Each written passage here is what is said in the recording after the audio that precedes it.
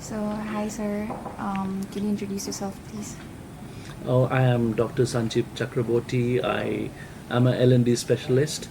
I do training programs mostly with corporates, focusing on learning development, train the trainer, and performance enhancement. I've been doing this for almost 23 years, and I publish papers. I do consulting for L&D. I teach universities, and I run some profit centers related to education and training. So, how long has it been since you've been working with people first? This will be my fourth year, and I think I just started post-pandemic.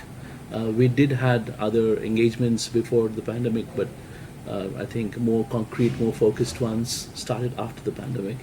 So I think this will be my fourth year. Thank you. But how was the experience overall working with people first? I think the first thing is when you say people first means people first.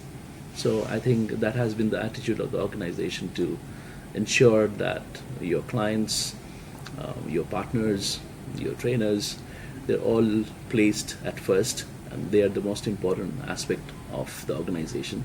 So that's my first feeling. The second feeling is I think it's a very young organization, very ambitious, very interested in education and training and development, want to serve the country, want to serve people, and a lot of young minds working behind that. So I think overall, it's a very interesting engagement with PeopleSoft. So, thank you.